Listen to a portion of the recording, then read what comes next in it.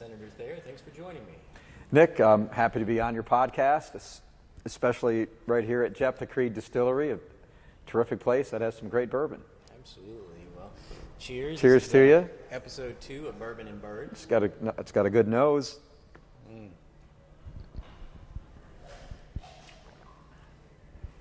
Good finish. Yeah. Excellent taste. The family here is doing a great job. Yeah. Well, we've got some legislative issues to talk about and some election issues to talk about as we sip our Jeptha Creed bourbon here.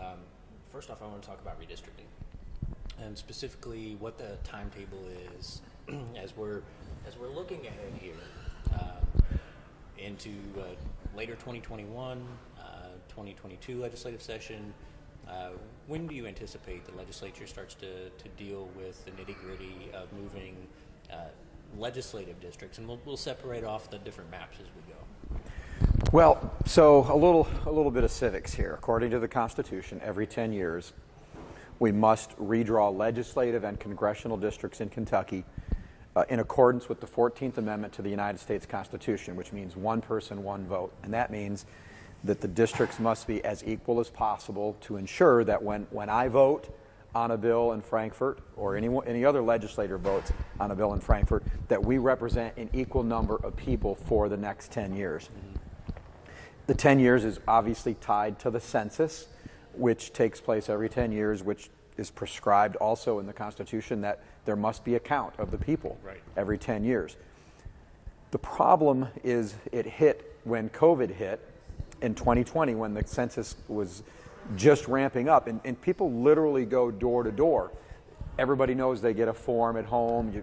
You can fill it out online, but not everybody does that. So there are people who go out in cities and counties across America trying to find the information in each household so that we can get an accurate count to draw these districts. And it also ties into federal funding based on population and other things that are built into the census. We're running about 6 to 8 months behind because they had to stop because of COVID. So what we do know right now is how many people live in each state. We got those numbers a couple weeks ago, and we're at 4.5 million people in Kentucky, which means we grew at about half the rate of the country. I think we grew at a rate of about 7.4%. Okay. We were at 4.3 million people 10 years ago? Correct. So we know that several states lost population enough that they lost a congressional district. Okay. Michigan, Illinois, New York, California, for the first time in history, not only did not gain a seat, it lost a seat. And that's the first time that's ever happened. Ever since California became a state, they grew every 10 years.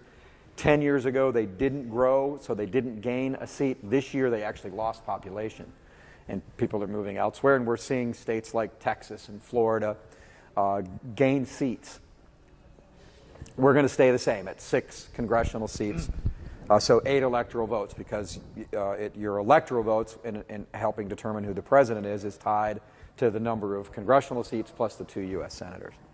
So we know that a House seat is going to be, the mean population will be about 45,000. Right. A Senate seat will be around 118,000. But according to case law, we can draw those districts to plus or minus 5%. Right. So they can go down 5% or up 5% in the population. Congressional districts are different. Under federal law, we have to draw those to 0 population variance. So they have to be identical in population, which means in the House seats, we can split counties in order to make the population. Right. For the Senate, we can only split a county if there are more people living in that county than a Senate district will hold. So in the last census, we were able to divide Jefferson, obviously, Lexington, and then Kenton, which is split between Senator Chris McDaniel and me. We do know, based on population estimates, that Warren County and Boone County are going to be able to be split in the Senate map. That's about all we know. Right. We won't get the precinct by precinct and county by county numbers apparently until September or October at the earliest. We believe, and this will go back to your initial question, we believe Governor Beshear should call us into a special session late this year, November or December, for the sole purpose of redistricting. We will get our maps ready. The House will do a House map. The Senate will do a Senate map, and hopefully we can get some input from our delegation, our congressional delegation, and we will agree between the House and the Senate on a congressional map. That would be the ideal scenario for Governor Beshear to call us in. If he doesn't, when we get back in a regular session in January, we are going to have to immediately move the filing deadline back to likely its late January start. You remember we moved the filing deadline to the first week in January, something that Senate Republicans had been trying to do for years. Greg Stumble and the Democrats balked, but once the Republicans gained the majority in the House, we moved that because you'll remember in a lot of cases January was a wasted month. People didn't want to vote, and the House Democrats in particular didn't want to vote on tough bills in January until they knew who their opponent was or if they had an opponent. Could draw a primary.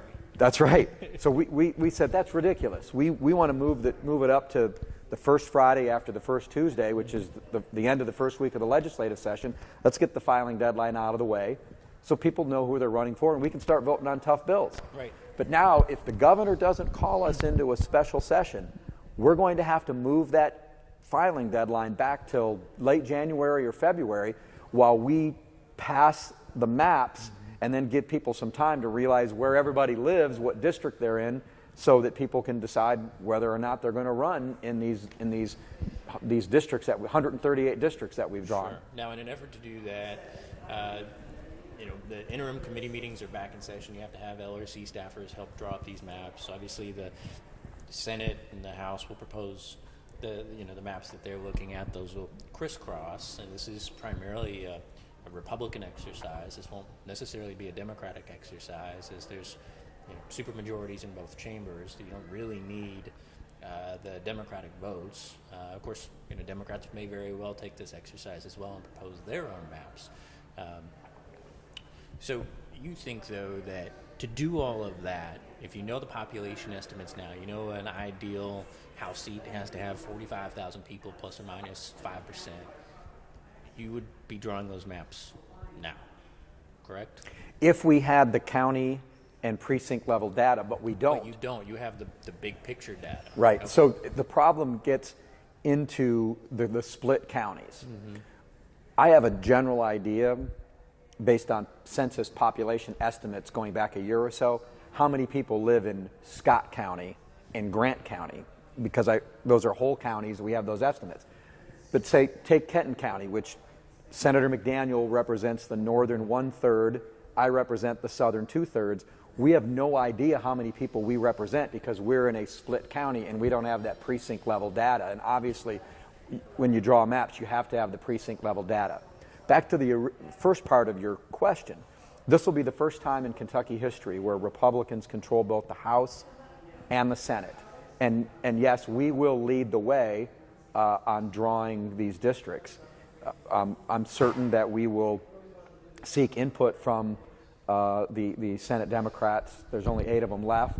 But as everybody knows, I have a good working relationship with Morgan McGarvey, the Democrat leader. We're friends.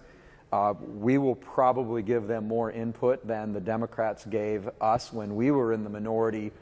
The last time, 1990 would have been the last census where Democrats controlled the Senate. So I'm speaking now about the Senate. The House is going to do the House, but this will be the first time that Republicans control the redistricting process for the House and the Senate. But given, and you illustrated that, 30 seats in the Senate. Now, we know Will Schroeder is going to retire. Expect that there could be other retirements that have not yet. CB Embry is not running again. So CB, Will Schroeder. I know there are other names out there. I talked to Danny Carroll yesterday. He said he's not ready to make that announcement yet. He's going to wait and see how the summer goes. That kind of. That's thing. correct. I've talked to Senator Carroll, and obviously we hope he runs for re-election. But it's a family and a business decision, Sure. And we're waiting for him to make that decision. But as those decisions are made, it's going to make a big difference based on how you draw your maps if you don't want a Republican incumbent to challenge Republican incumbent as those districts grow. You're absolutely correct. And that will be a big factor. I mean, you look at Senator Embry's district in western Kentucky, there is population flight in western and eastern Kentucky. And it's going to be a challenge for both House and Senate Republicans to draw maps, because the population is moving between the two interstates. And the Golden Triangle, Lexington, Louisville, Northern Kentucky, and Warren County in Bowling Green.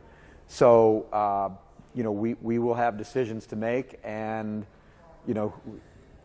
it's hard to say what we're going to do until we get the population data at the precinct and county level. But, numbers can be moved, districts can be split multiple ways, and, Sure. and obviously we want to avoid Republican on Republican incumbent primaries. Right. And if I want to take my legislative hat off and put on my political hat, now you start talking about splitting counties, and you've got some geographic political battles that could take place as your population centers shift. I mean, to take a House look at this, we've seen this in places like Representative Shell's district, where you have these geographic battles, where one person represents one county where there's a lot of people, and the other one gets a little bit of that county, but they're still technically in the same district. And so it becomes a bit of warfare over who's going to represent what population center. So of course, that's now Representative Bray's district. Right. And yes, those are certainly factors you have to consider, common interests. But at the end of the day, population is what drives it. And Greg Stumbo, when he was Speaker of the House, had some very unique ways of drawing districts. You can, in my hometown of Georgetown, you can stand on Main Street at the county courthouse and you can be in Representative Savannah Maddox's district and look across the street, and be in Representative Mark Hart's district and look across the street and be in Representative Phil Pratt's district. I mean, basically divided up a downtown into 3 districts. And he did that to try to beat Ryan Quarles. Yeah. There was no doubt. And he gave up on trying to beat then Representative Brian Linder, made that district more Republican, and tried to make Ryan Quarles' district less Republican so that Charlie Hoffman could have a shot at getting a seat back. Mm-hmm. So Representative Quarles ran for re-election in a tougher district and beat former Representative Hoffman by a wider margin than he did when the district was more Republican. So Stumbo's gerrymandering didn't really work out very well for him, since he lost, right, and also lost the majority and the supermajority. And I think that's something we should point out. The current Republican supermajority, that's Greg Stumbo's map. Mm-hmm. And I'm gonna follow up on that point. As you look at these things, is it easier to control? And maybe this is more of a question for the House than it is for the Senate, with 30 versus just the overall number of senators that you have over in the House. Is it easier to control a caucus with fewer members but still maintain supermajority? Well, I'm in the business of politics and policy. And, as President Stivers often says, the good politics will follow good policy. But on the political side, the Republican Party of Kentucky's job, and the job of our caucus, is to win as many seats as possible. And we've done a great job of that. I've been toiling in the Republican battlefield since 1995, when I started out as treasurer of the Grant County Republican Party. And I can remember then, trying to wrest that seat from a longtime Democrat back in, that was the 61st District. And I can remember when Ernie Harris used to represent Grant County. It was a 6-1 Democrat county. He had won in 1994, defeated Rick Rand, which not a lot of people remember that former Representative Rick Rand was a senator first, lost to Ernie Harris. Paul Patton came after Ernie really hard in 1998, and we worked really hard and carried Grant County 53-47 for Ernie. It was the first time in history Grant County had gone Republican in a legislative race.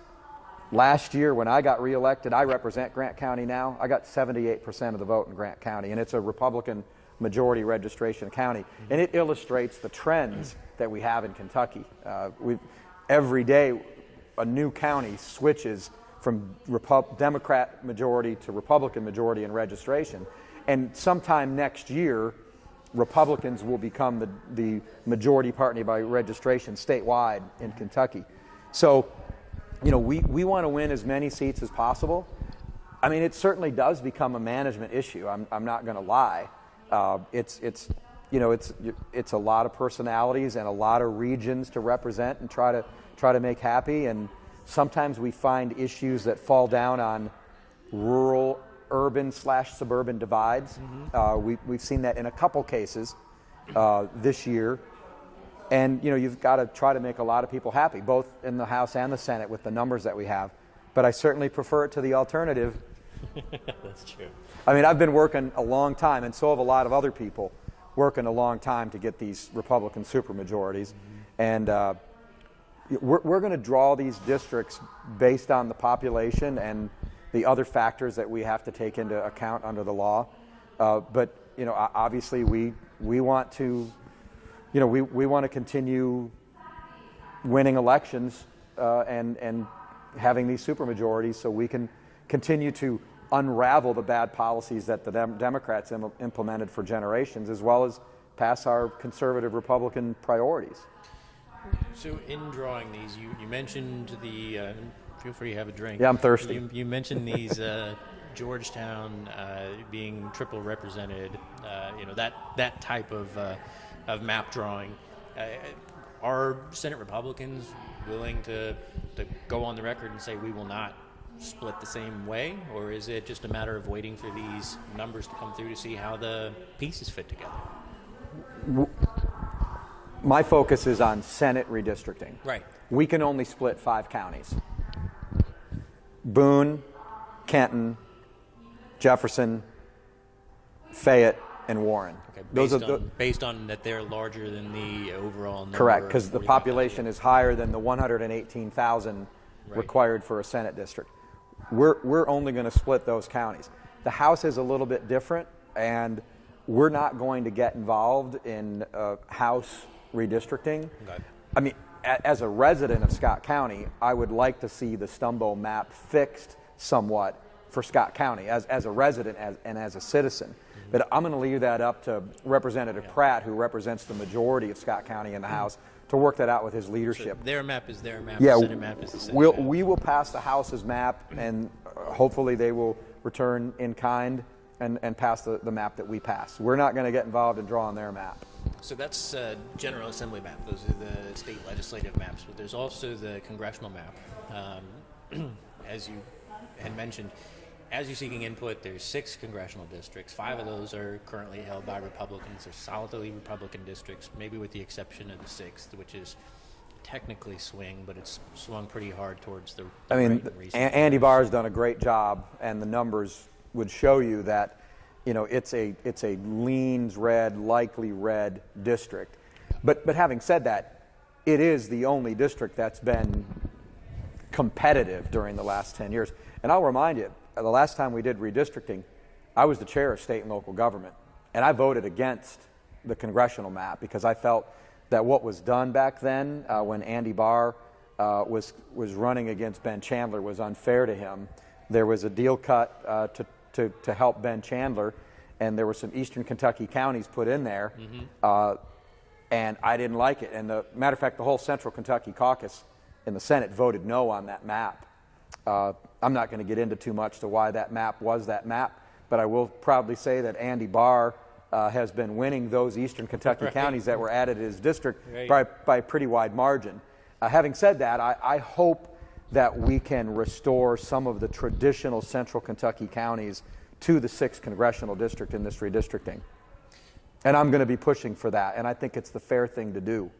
Nobody in our congressional delegation has had a competitive race except for Andy Barr. Right. And as his constituent, I'm going to, and to do what's right for Central Kentucky going forward in the future, I'd like to see that district become a little more compact in a little more central Kentucky. So that begs the question about the 3rd. This is the only democratically controlled district. This is Congressman John Yarmouth's district. It seems like it's likely he may even have a competitive primary this time, as Attica Scott looks like she's giving all signals go on entering into that race in this Jefferson County district. As you look at this, There's a couple schools of thought. One of those schools of thought is that you can weaken the 3rd District by taking out some of those eastern Jefferson County, heavily Republican suburbs and placing them over into the 4th, or however you end up drawing that map, and leaving that as a solidly Democratic district, or you put more Republican counties into the 3rd and try and make it competitive. What's your preference as you take a look at this? I don't want to get too clever by half. I am not in the camp that believes we should try to weaken the 3rd District to try to get a Republican in there. I think it's risky, and then you make the 5 districts that we have. And by the way, Ed Whitfield and Ron Lewis worked really hard to win the 1st and the 2nd congressional district, now represented, of course, by Representative Congressman Comer and Congressman Guthrie, both former legislative colleagues of mine.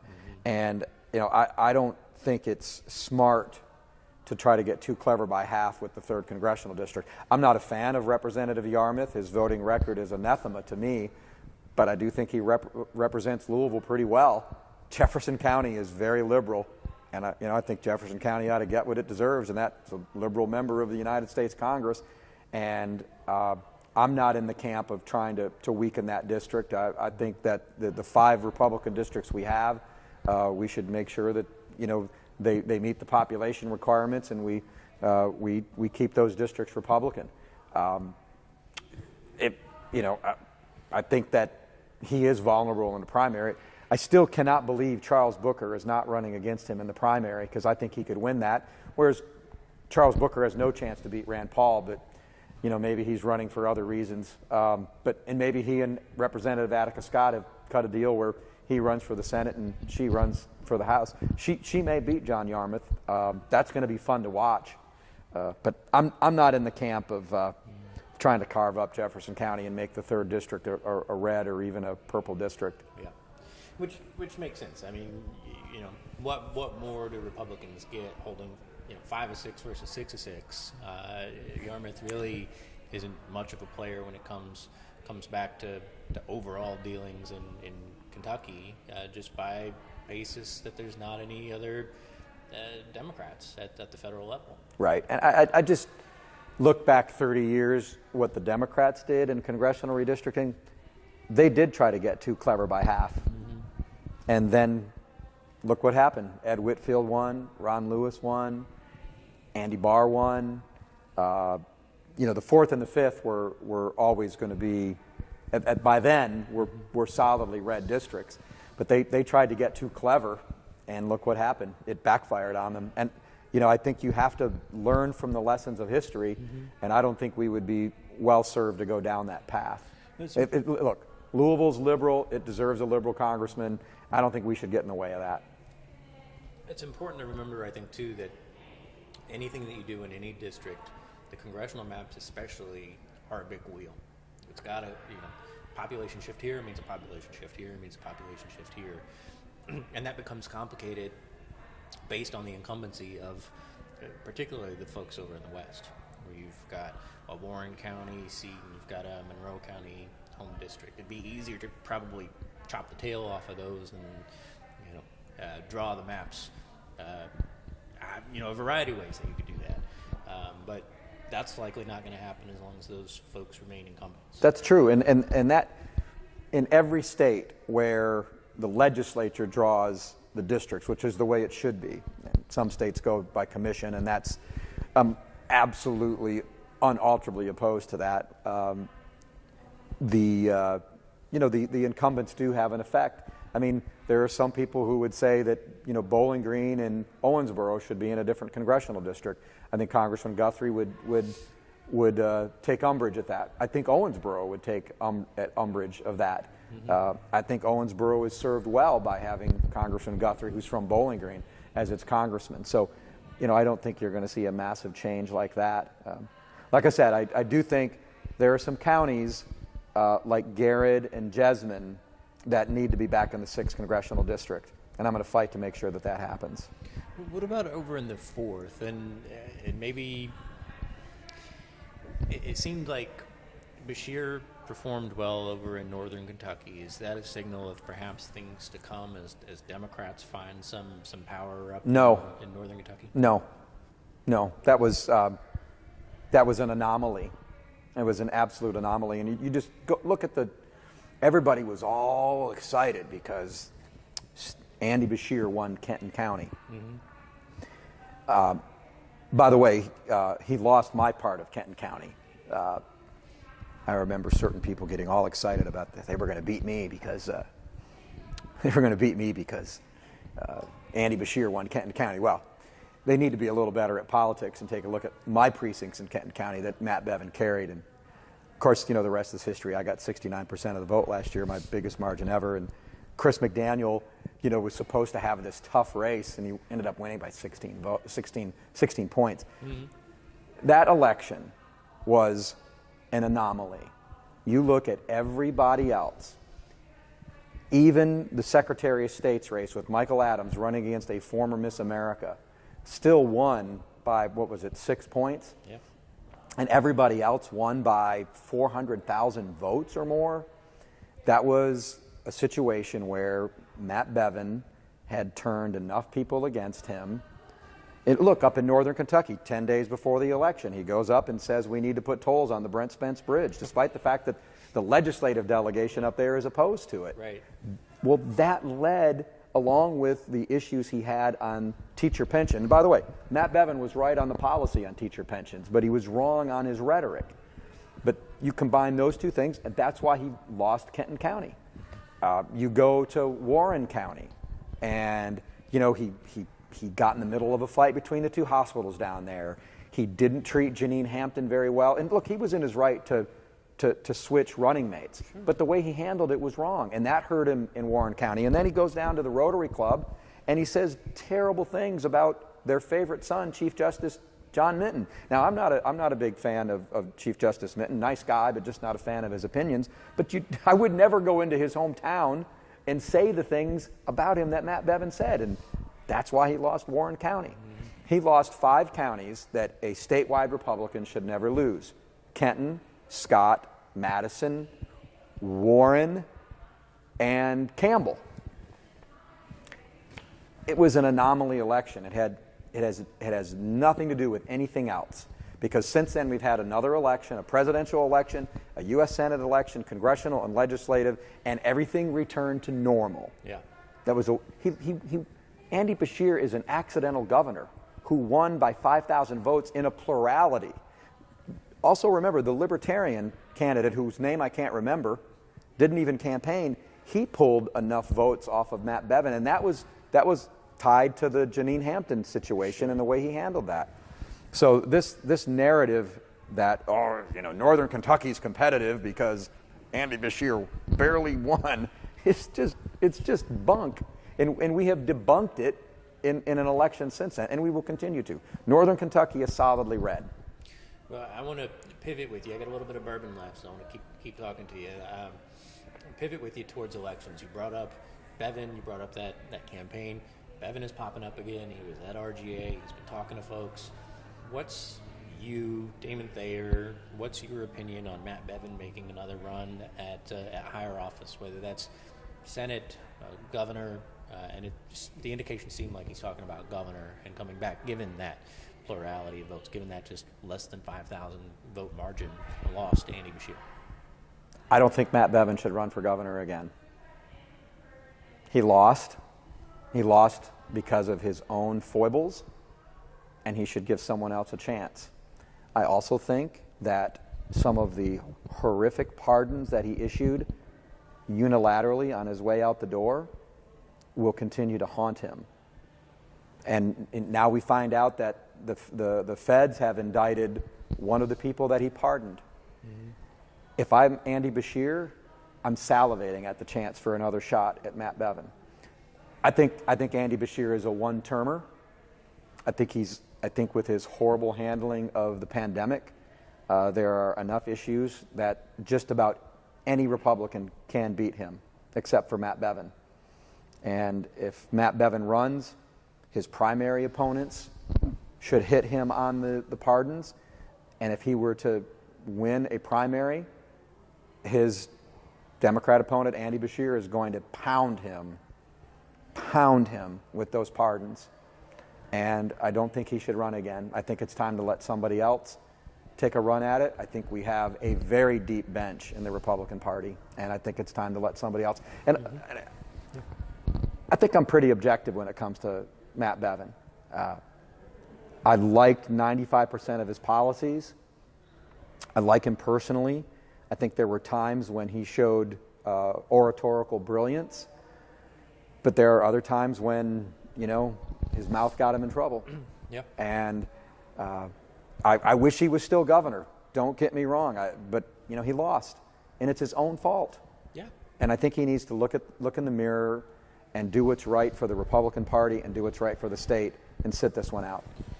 You mentioned before about how Republican registration is outpacing Democratic registration. And I think Matt Bevin in particular fits this narrative that I'm looking at, that I'm talking about, and I think other people are talking about, and that's that Republicans own the state of Kentucky now. We see it in the legislature. We see it at the federal level. And given so, the contests are going to be played out with that deep bench via primaries. At what point is the primary contest, be that governor, senator, what have you, congressman, played out via the primary process, via people like Matt Bevin, or there's 5, 6, big names looking at a governor's race. What point in time do we start seeing that happen here in Kentucky? I think we may see that very soon. I think we've got some excellent Tier 1 people looking at governor. Kelly Craft, Ambassador Kelly Craft, Congressman Jamie Comer, Commissioner of Agriculture Ryan Quarles. I think if Ambassador Craft gets into the race, I think she could clear the field. Well, look, you just listed 3 friends. They're all 3 very good friends of mine. So how, and as somebody who's, politically dealt with the dollars coming in from the Crafts, you've dealt, via the RPK structure, Congressman Comer and delivering for constituents, Quarles is statewide elected of 2 terms coming from the same area. How does somebody like you decide what to do in an election like that?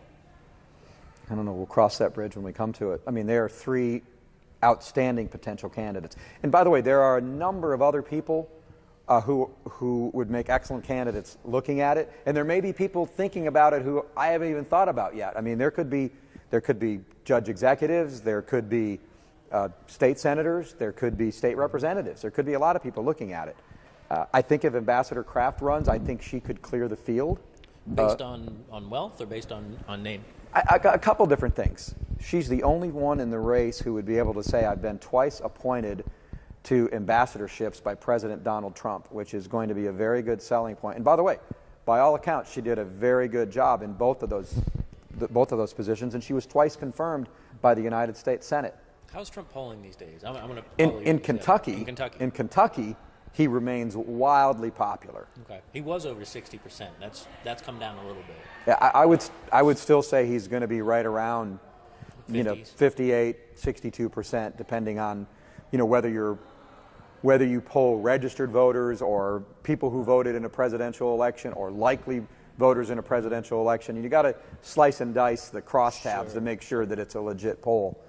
But I think, and I'm going to call them by their first names because they're all friends. Kelly, Ryan, Jamie, they all have great records of accomplishment to run on. I think Jamie, Congressman Comer, is in a marvelous position in Washington, D.C. as the ranking member of the Oversight Committee. It is very likely that Republicans are going to take over control of the House next year, and he'll be the chairman of that committee. And if he runs for governor, I believe they have an internal rule that he has to give up his position on the committee. So that's a tough choice for him to make.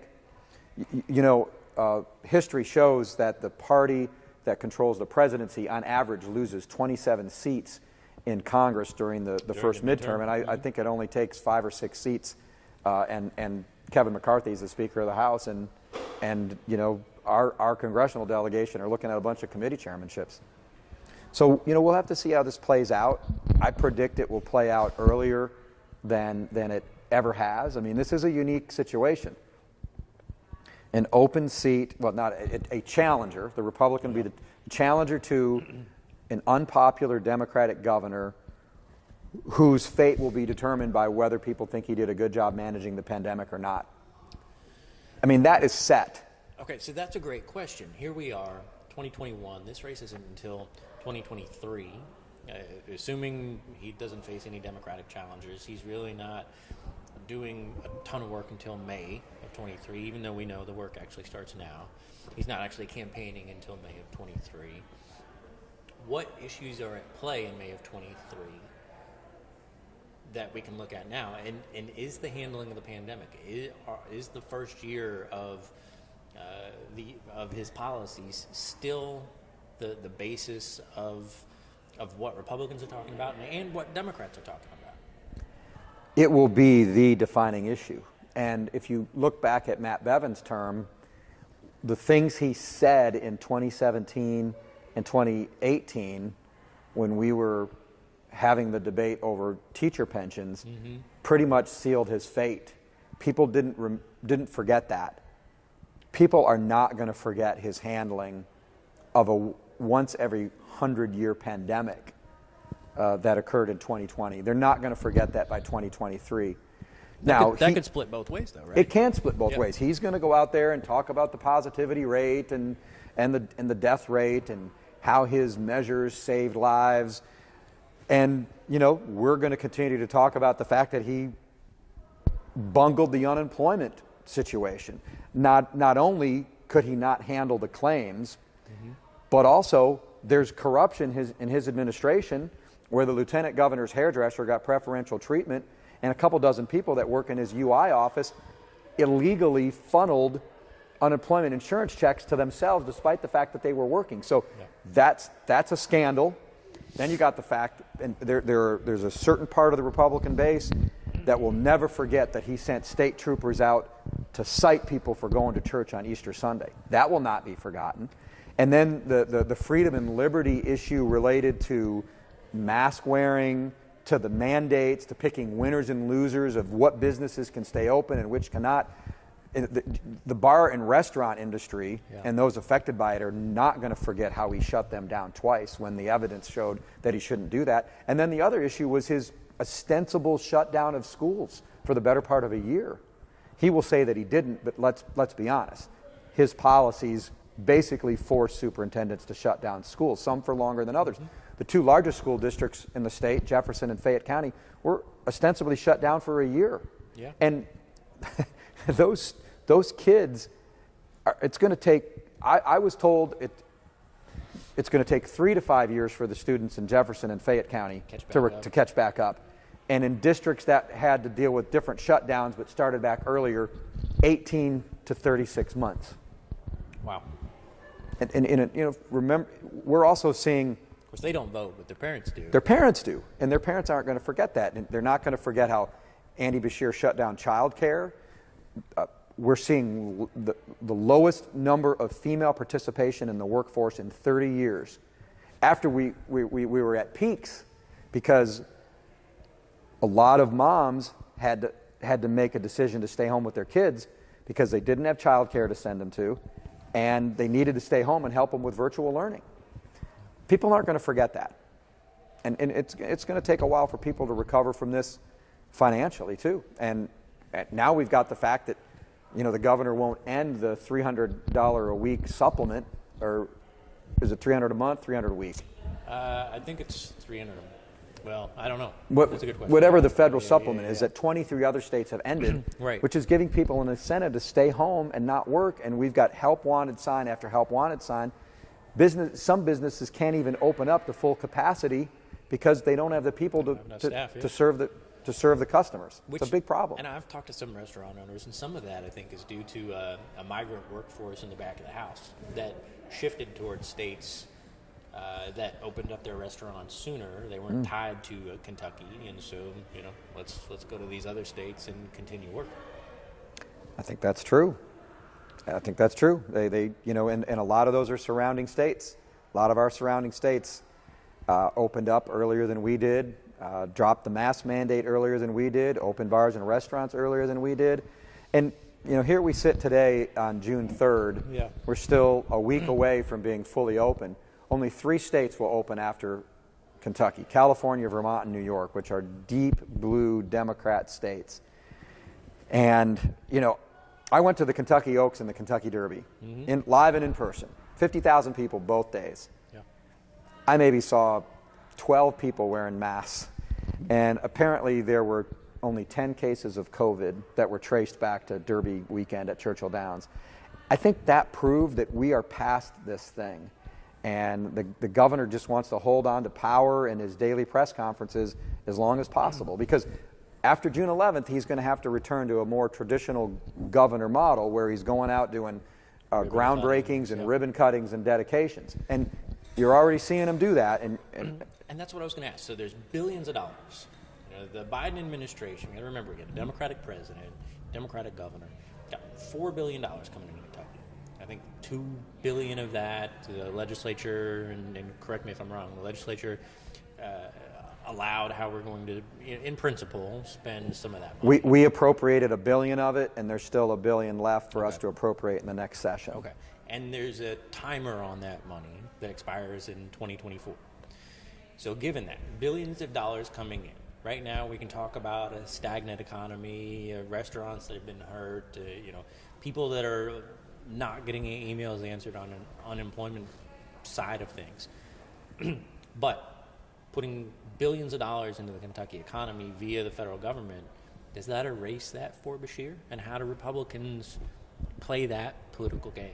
Well, first of all, we're living in a false economy propped up by these federal dollars. It's why we were so conservative with the state dollars in the budget that we passed this year, because until we get back to full employment and less reliance on the federal government propping up our economy, we really don't know where we are in terms of true revenue. So we don't want to spend money that we don't have or create line items in the budget that are then recurring and find out 2 years from now we don't have the money to do it. We do have the ARPA money that no Republican from Kentucky in Congress voted for, but we, as the General Assembly, have the constitutional right to appropriate it, and we appropriated half of it, and we will do the other half. Mm-hmm. These are infrastructure projects. We did it towards needed infrastructure, but look, Andy Beshear is going to be everywhere that there's a shovel or a ribbon and a camera. You better believe it. And he's going to try to ride that to re-election. We're not naive. Yeah. We're not naive. There's no doubt. And he's going to get local press coverage from doing that. And certainly that's an issue that he's going to run on for re-election.